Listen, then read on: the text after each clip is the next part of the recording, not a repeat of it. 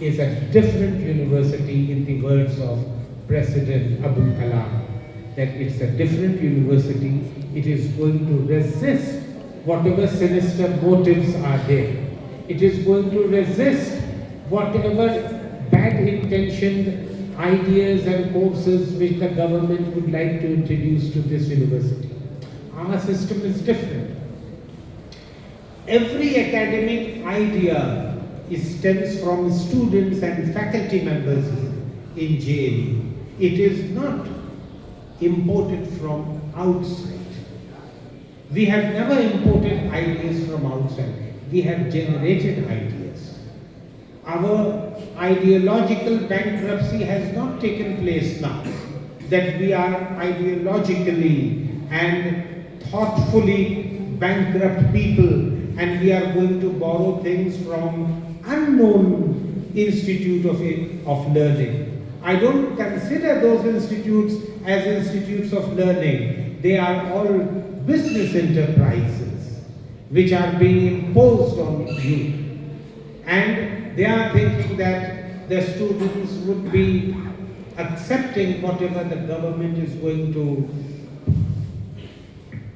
present to them on government platter. No, we are going to turn them down.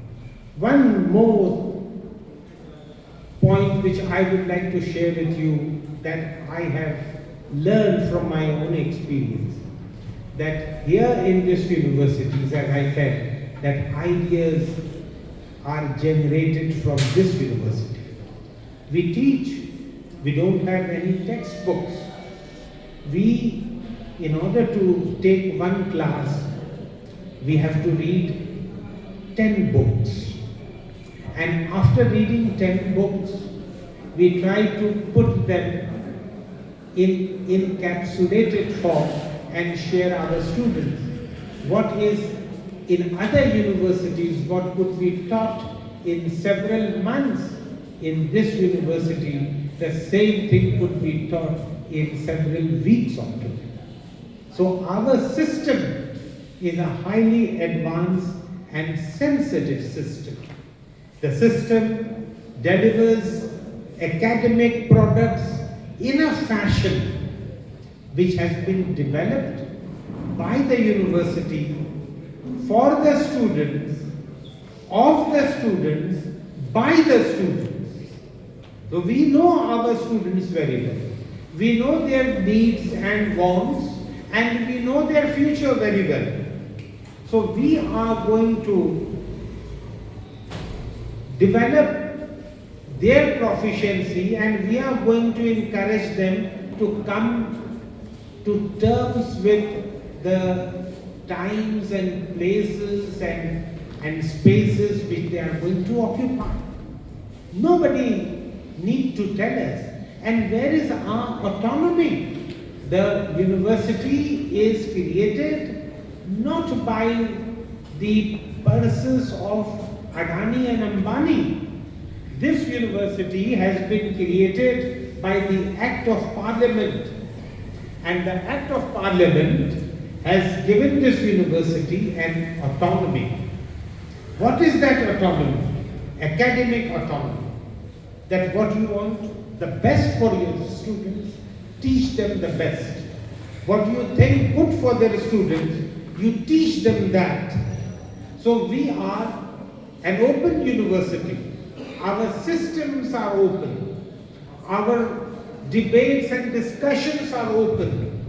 Our things are transparent. We conduct examinations. We sit with our students, share with them their grades, tell them their good points, tell them their strength and their weakness, and equip them in order to build their structure on firm academic grounds. So these value-added courses, have they been contemplated on those lines? Have they been drafted keeping the ethos and the wants and needs of the students of Jawaharlal Nehru University? Have they been drafted by considering the nature of this university? Never ever. So what is the logic of introducing this type of value-added courses, and that too from a distant quarter? These are all to be challenged, criticized and critiqued, and must be resisted and must be thrown out from this university. So we have whatever, because ultimate, the ultimate gainer and loser are not the faculty members, are not those who are sitting in the Pink Palace. The ultimate gainer and loser are our students who are studying here. And if they are not brought up on proper courses, if they are not inculcated those academic programs which are good for their academic health, then these students are going to suffer and nobody else. They are going to face the brunt of future situation. So this is a high time now. We have to challenge whatever is offered to us, because we still doubt the sincerity of the government as far as offering of academic courses are concerned. Is it the government trying to interfere in academia under the garb of these value-added courses, etc., etc.?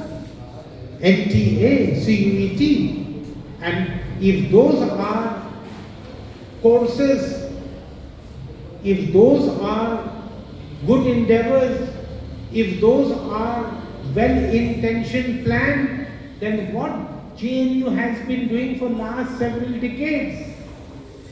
That is being questioned now. That we have not been able to develop our courses in last several decades. We have not been able to develop our system in last several decades. Those professors, Romila Thapar, she did not plan our courses which would be value added, which would be academic viable, which would be fortifying our students, which would be indemnifying our students. Certainly, the founding fathers of this university had thought in a very long-term manner. Today you are here. Today I am here. Tomorrow you may not be here. Tomorrow I may not be here. But the students and the faculty members in JNU who would be here, they would again negotiate with this future government, future